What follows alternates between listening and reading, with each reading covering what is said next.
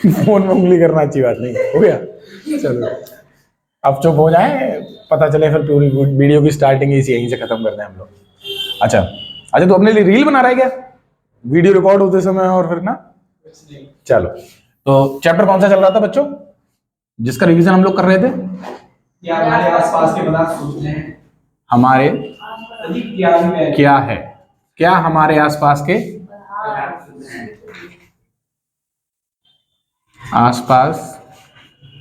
के पदार्थ शुद्ध हैं। ठीक है, क्या हमारे आसपास के पदार्थ शुद्ध हैं, इसी का हम लोग रिवीजन कर रहे थे। और लास्ट वीडियो में या जब भी मैंने आपको रिवीजन कराया था तो शायद हमने वहां तक पढ़ लिया था, असंतृप्त विलयन तक, है ना। तो आज हम लोग असंतृप्त विलयन से आगे पढ़ने वाले हैं। तो देखेंगे यहां ध्यान से बेटा थोड़ा सा। तो कुछ अन्य प्रकार के विलयन,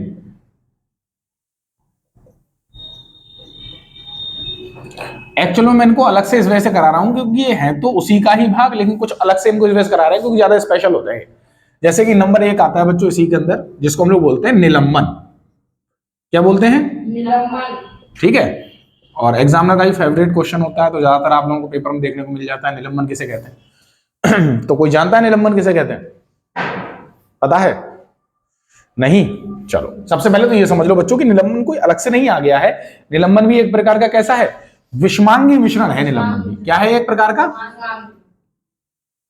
विषमांगी मिश्रण। और हम लोग जानते हैं विषमांगी मिश्रण कौन से होते हैं? ऐसे मिश्रण जिनको दूर से ही देख के बता दिया जाए, है ना, कि ये विषमांगी है, यानी कि उसमें क्या होगा, पूर्णतः आपस में एक दूसरे से नहीं मिलते हैं, उनको क्या बोलते हैं हम लोग? विषमांगी मिश्रण बोलते हैं। अब निलंबन की ही बात की जाए तो निलंबन एक प्रकार का क्या है? विषमांगी मिश्रण। और इनके कणों का आकार, इनके कणों का आकार कितना होता है? तो 10 की घात -5 से 10 की घात -7 के बीच में होता है बच्चों। ठीक है, यानी कि अगर आप किसी भी पदार्थ में दूसरा पदार्थ मिलाओगे, दो चीजों को विलेय और विलायक मिलाते हैं तभी तो विलयन बनता है। अब आपने विलेय और विलायक को आपस में मिलाया और विलेय पूर्णता विलायक के अंदर नहीं मिला। जैसे एग्जाम्पल के तौर पे क्या ले सकते हो? पानी लो, साथ में ले लो रेत, पानी को रेत में मिलाओ तो मिल जाएगा क्या? नहीं मिलेगा। क्यों? क्योंकि उनके कण बहुत ज्यादा बड़े हैं, इस चक्कर में पानी में डिसॉल्व नहीं होंगे या पूर्णता विलय नहीं होंगे। जब वो पूर्णता विलय नहीं होंगे तब क्या होगा? हमको दूर से ही कण दिखाई दे जाएंगे। किसका एग्जाम्पल हो गया? निलंबन का एक एग्जाम्पल हो गया। तो समझ में आ गया ना, निलंबन में जो मतलब कणों का आकार होता है विलेय के, वो कितना होता है? 10 की घात -5 से 10 की घात -7 के बीच में होता है। यहां तक कोई दिक्कत? तो निलंबन को समझ लेंगे ना बहुत आसानी से कि निलंबन क्या है। निलंबन एक प्रकार का विषमांगी मिश्रण ही होता है, लेकिन इसके कणों का आकार कितना होता है? 10 की घात -5 से 10 की घात -7 के बीच में होता है। रिवीजन क्लास है बच्चों, तो थोड़ा थोड़ा ही हम लोग पढ़ते चलेंगे इसके बारे में। दूसरा अगला आता है बच्चों कोलाइडी विलयन। क्या आता है? कोलाइडी विलयन। अच्छा ये क्या होता है कोलाइडी विलयन? तो बच्चों कोलाइडी विलयन भी एक प्रकार का क्या है? विषमांगी मिश्रण है। क्या है? या इसको विषमांगी मिश्रण है, यानी कि यह भी पूर्णता नहीं घुलता है, लेकिन यह विषमांगी मिश्रण तो है, लेकिन प्रतीत कैसा होता है? तो सामांगी मिश्रण जैसा प्रतीत होता है। सामांगी मिश्रण जैसा प्रतीत होता है, यानी कि दिखने में आपको क्या लगेगा? आपको ऐसा लगेगा कि ये क्या है? ये क्या है? एक सामांगी मिश्रण। लेकिन होता क्या है? लेकिन होता कैसा है? आपको विषमांगी मतलब विषमांगी मिश्रण होता है, ये लगता कैसा है? कि सामांगी है दिखने में। जैसे कि एग्जांपल में अगर मैं लेता हूं बच्चों, तो हम लोग दूध को ले सकते हैं, मिल्क। तो दूध देखने में कैसा लगता है? कि बिल्कुल अरे ये तो सामांगी जैसा ही है ना, दूध के कण एक ही जैसे लग रहे होते हैं। लेकिन आप कुछ समय तक दूध को रख दो तो क्या हो जाता है? दूध के कण नीचे बैठ जाते हैं, इसको हम कहते हैं दूध फट गया बोलते हैं। तो दूध के कण नीचे को बैठ जाते हैं, यानी कि दूध भी क्या है? एक प्रकार का कैसा मिश्रण है? विषमांगी मिश्रण है, यानी कि वो कोलाइडी विलयन के अंतर्गत आता है। लगता है ऐसा कि सामांगी हो, लेकिन होता कैसा है? विषमांगी मिश्रण होता है। और इसके कणों का आकार कितना होता है? तो इसके कणों का आकार 10 की घात -7 से 10 की घात -9 के बीच होता है। 9 के बीच में होता है। अब आप लोगों से एक क्वेश्चन है मेरा, बताना इन दोनों में से किसके कणों का आकार ज्यादा छोटा है?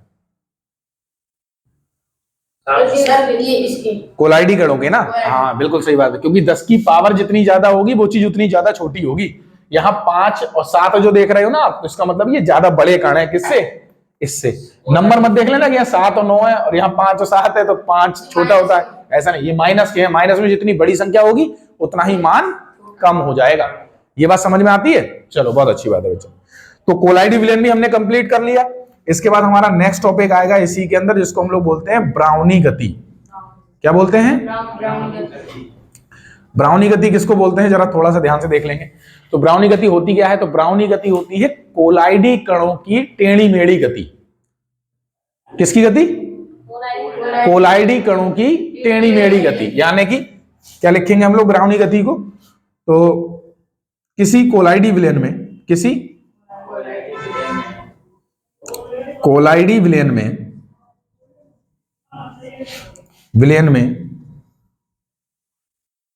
कोलाइड कणों की टेढ़ी मेढ़ी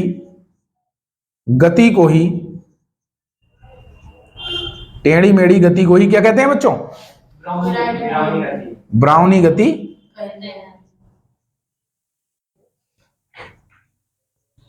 ठीक है, समझ में आ गया?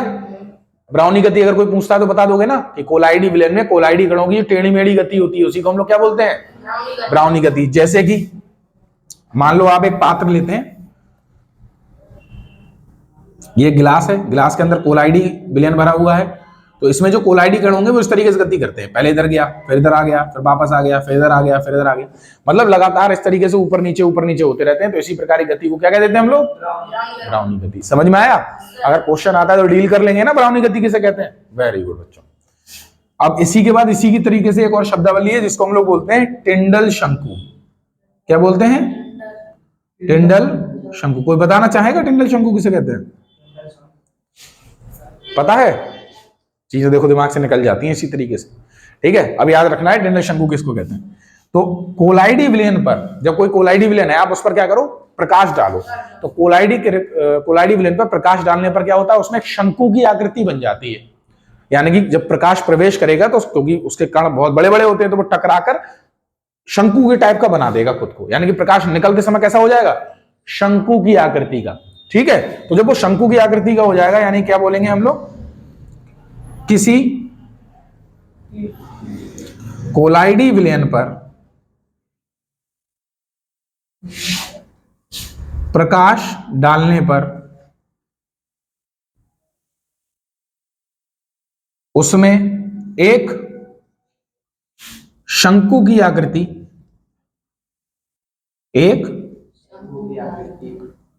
का निर्माण होता है। इसे ही हम क्या कहते हैं? टिंडल शंकु कहते हैं। क्या कहते हैं? टिंडल शंकु कहते हैं। ठीक है बेटा, अब इसको ब्रीफली तो हम लोग जब चैप्टर पढ़े थे तभी समझा दिया था, चित्र बना के बाकायदा कि किस तरीके से शंकु बनाते हैं। यहाँ रिवीजन कर रहे हैं तो सिर्फ याद दिलवा रहा हूं मैं चीजों को कि इसको ये कहते हैं। अब समझ में आया? तो जितनी चीजें पढ़ी सब याद हुई हैं अभी तक? तुरंत याद हो गया? बहुत अच्छी बात है। ना हुआ हो तो एक बार घर जाके दोबारा से वीडियो भी देख लेना। पेपरों में तो जाहिर सी बात है, पेपर नजदीक ही हम लोगों के। ठीक है, तो यहां तक समझ में आ गया? चलो आगे भी है हमारे पास थोड़ी बहुत जगह, लेकिन मैं मिटाल के ही करना चाह रहा हूं, तो इसको मिटाल दें? चलो भाई, क्या स्क्रीनशॉट क्या चलाऊं, मिटाल दूं? ओके, तो भाई ये एडिटर है, क्या नाम है इनका? विकिल भैया, हंस भी रहा है। तुम्हारा नाम आ गया, घर पे जाके दिखाना सबको, फेमस हो जाओगे तुम। जितने लोग मुझे जानते हैं उतने तो जान ही जाएंगे। चलो भाई,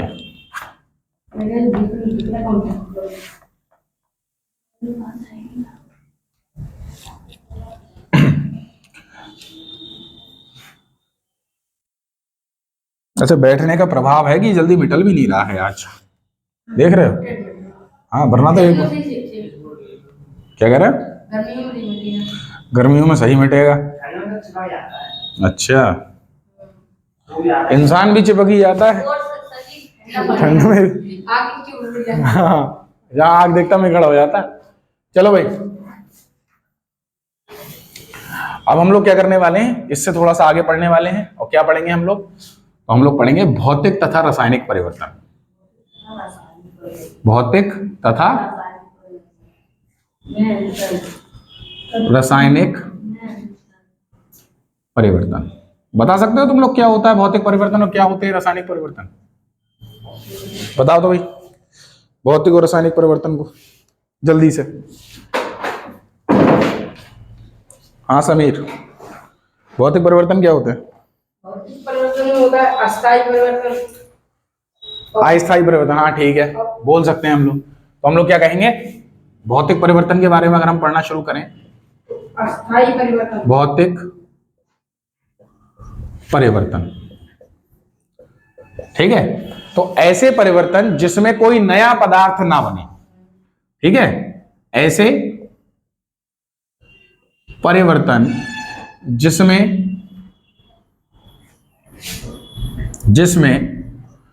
कोई नया पदार्थ नहीं बनता हो, ना बनता हो,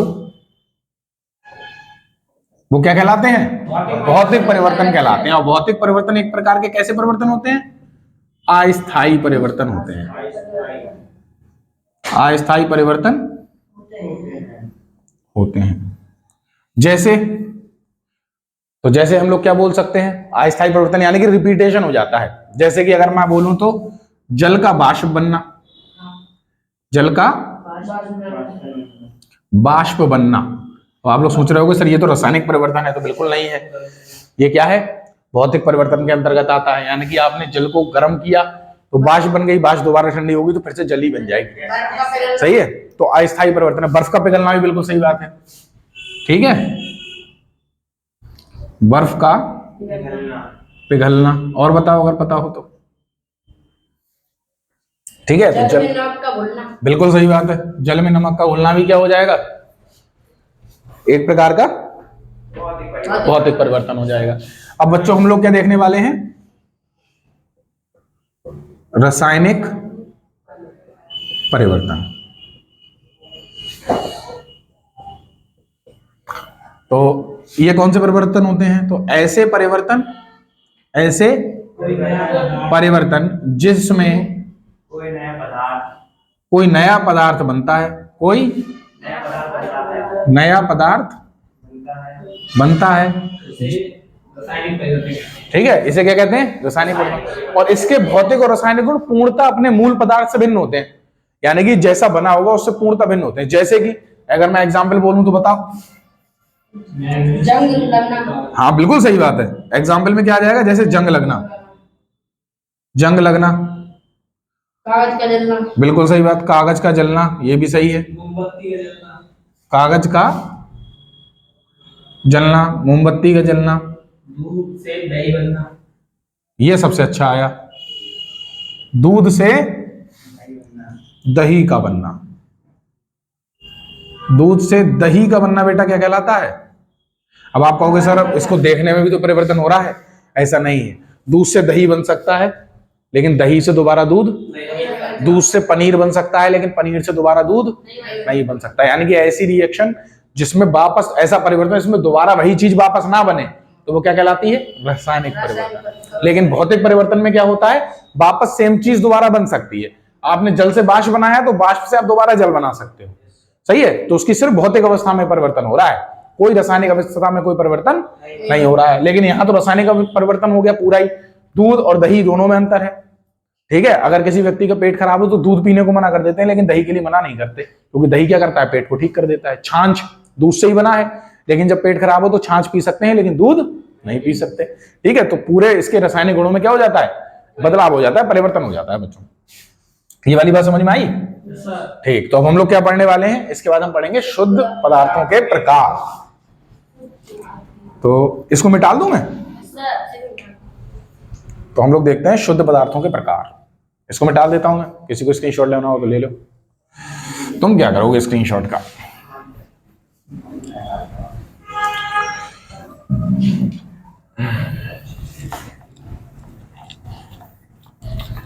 शुद्ध पदार्थों के शुद्ध पदार्थों के प्रकार।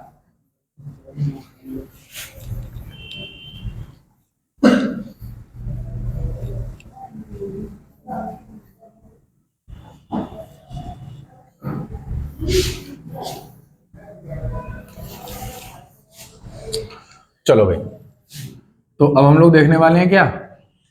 शुद्ध पदार्थ के प्रकार। शुद्ध पदार्थों के प्रकार। प्रकार। तो शुद्ध पदार्थ कितने प्रकार के होते हैं? 2 प्रकार के होते हैं। बिल्कुल सही बात है, पढ़ चुके हैं हम लोग इसको तो पहले ही। कौन कौन से? तत्व और यौगिक। ठीक है, तत्व क्या होते हैं? तो एक ही प्रकार के परमाणुओं से मिलकर किसका निर्माण होता है? तत्वों का निर्माण होता है बच्चों। तो एक ही प्रकार के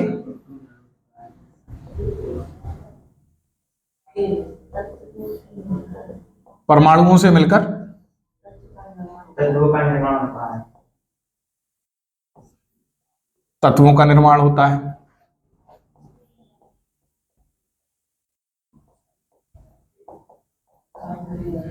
ओके। और अगर हम लोग किसकी बात कर लें, अगर हम बात कर लेते हैं किसकी? यौगिकों की।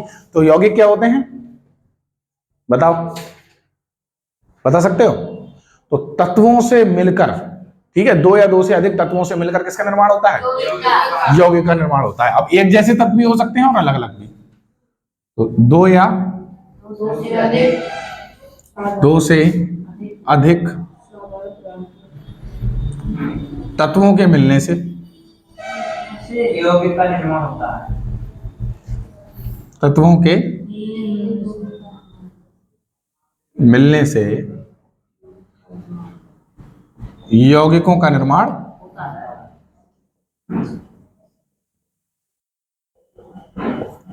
यौगिकों का निर्माण होता है। ठीक है बेटा। अब तत्व कितने प्रकार के होते हैं? तो तत्व खुद में कितने प्रकार के होते हैं? 3 प्रकार के होते हैं। कौन कौन से? बिल्कुल सही बात है। तो धातु, अधातु और उपधातु। ठीक है।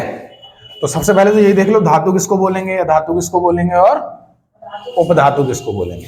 ओके, देखो भाई, सबसे पहले बात करते हैं धातुओं की। तो सबसे पहली बात है, धातु कौन सी होती हैं? तो धातु उनको कहते हैं हम लोग, जैसे आपने छोटे क्लासों में पढ़ा होगा कि जो चमकदार होती हैं वो धातुएं होती हैं, है ना, जिनमें चमक का गुण होता है वो धातुएं होती हैं। उसके अलावा जो कठोर होती हैं वो धातुएं होती हैं, ये सब पढ़ा होगा। लेकिन आज हम एक नई डेफिनेशन को देखेंगे। कौन सी? तो धातुएं कौन होती हैं? तो जो वे तत्व जो इलेक्ट्रॉन त्याग कर धनायन बनाने की प्रवृत्ति रखते हैं। धनायन बनाने की शक्ति नहीं, प्रवृत्ति रखते हैं। चलो तुम्हारी उम्र में तो शक्ति ही रखते हैं, कोई दिक्कत नहीं है कि इस समय तो शक्ति है हर जगह। हम शक्ति मोहन की बात नहीं कर रहे हैं, शक्ति मोहन डांसर, उसकी बात नहीं कर रहे हैं। ठीक है। तो जो इलेक्ट्रॉन त्याग कर धनायन बनाने की प्रवृत्ति रखते हैं उसको क्या कहते हैं हम लोग? धातु। इसके अलावा बच्चों एक पॉइंट और, जो कि बहुत पुराने पॉइंट है, जो हम आराम से पढ़ ही चुके हैं। कौन कौन से? तो धातु कैसी होती हैं? तो चमकदार होती हैं। अगला पॉइंट, धातुएं सामान्यतः कैसी होती हैं? कठोर। इनमें कौन सा गुण पाया जाता है? तन्यता का गुण पाया जाता है। मतलब क्या है, इनसे इनको तान करके लंबे से लंबे तार बनाए जा सकते हैं, है ना। अगर ऐसा नहीं होता तो सोने से, जैसे तांबे के तार लगते हैं बिजली की फिटिंग वगैरह में, तो तारों का इस्तेमाल होता है, धातुओं के तार बनते हैं। इसके अलावा सोने के आभूषण बनते हैं। तो अगर तन्यता का गुण नहीं होता तो आभूषण नहीं बन रहे होते। ठीक है। इसमें आघात वर्धनीयता का गुण होता है। आघात वर्धनीयता। अब इसका मतलब क्या होता है बेटा आघात वर्धनीयता का? कि अगर आप किसी धातु को किसी हथौड़े से पीटो तो हथौड़े से पीटने पर वो टूटेगी नहीं, बल्कि पिचक जाएगी। ठीक है। तो उसके इस पिचकने के गुण को ही क्या कहते हैं हम लोग? हाँ। अब ये मत कहना सर हमने भी इनके थप्पड़ मार दिया, इनका मुंह पिचक गया था, तो वो आघात वर्धनीयता का गुण उस व्यक्ति में नहीं है। ठीक है।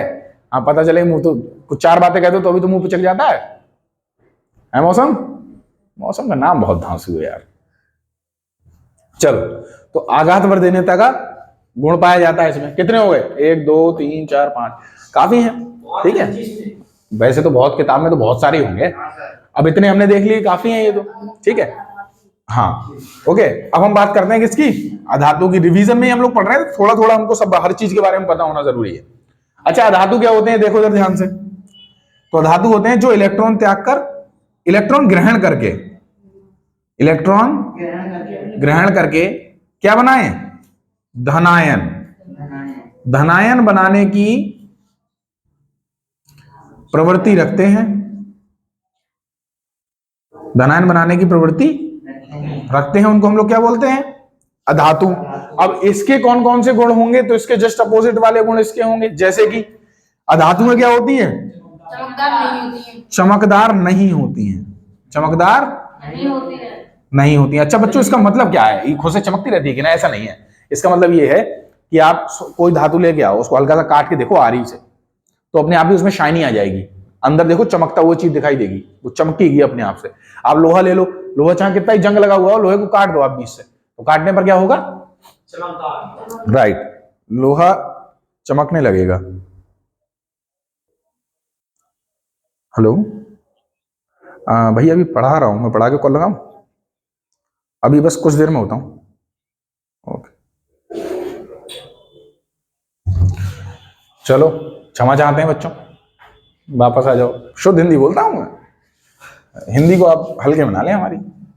तो चमकदार नहीं होती है, मतलब ये है कि अगर आप उसको काटोगे तो जो शाइनी सरफेस आ जाता है, लोहे को काटना आप कभी शाइनी सरफेस ही मिलेगा आपको, ठीक है। तो चमकदार नहीं होती है ये। अच्छा अगला पॉइंट, अधातु में क्या होती है सामान्यतः, मुलायम। कैसी होती हैं, मुलायम होती हैं। अच्छा नेक्स्ट, इनमें तन्यता का गुण नहीं पाया जाता है। तन्यता का गुण नहीं पाया जाता है, नहीं होता है इनमें तन्यता का गुण। इनमें कौन सा गुण पाया जाता है, तो इसमें भंगुरता का गुण पाया जाता है बच्चों,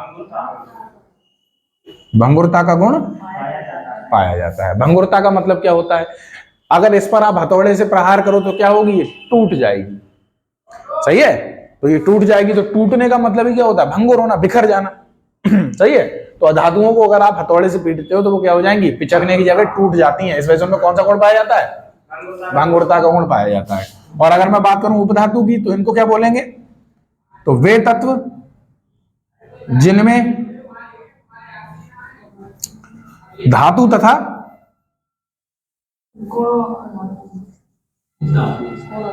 धातु तथा अधातु, धातु तथा अधातु दोनों के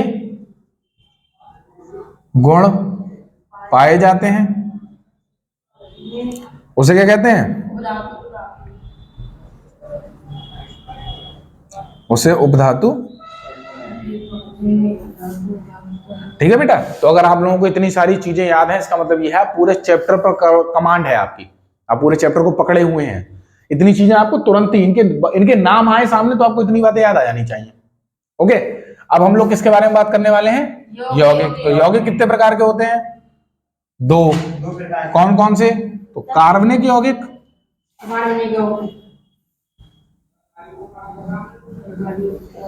कार्बनिक यौगिक और अकार्बनिक यौगिक।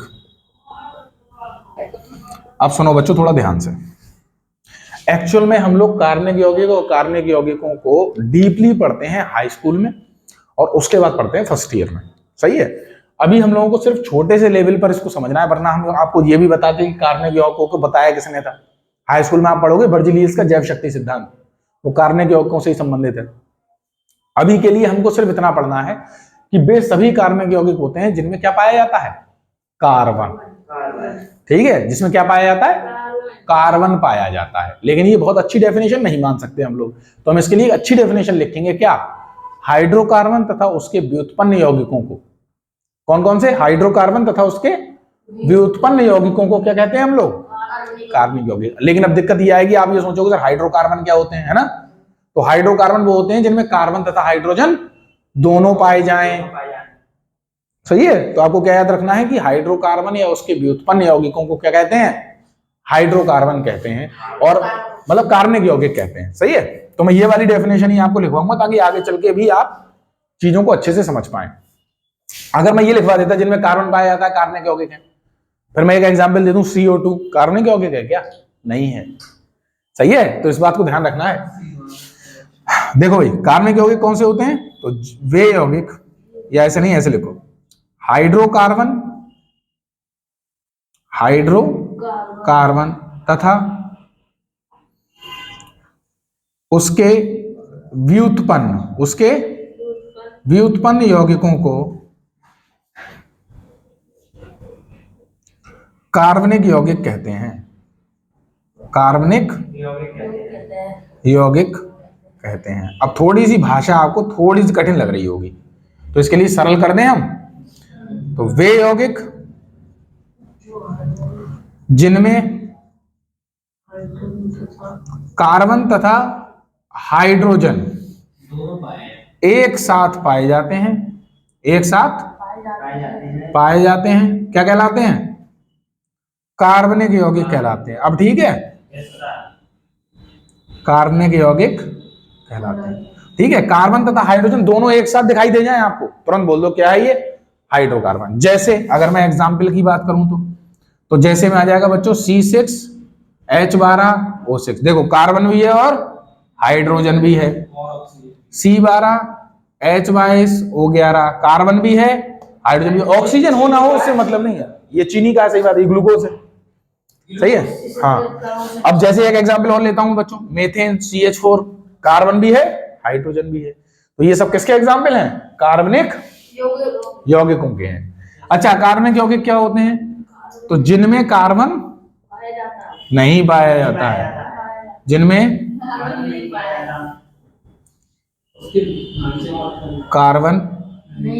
नहीं पाया जाता है, उसे क्या कहते हैं? अकार्बनिक यौगिक।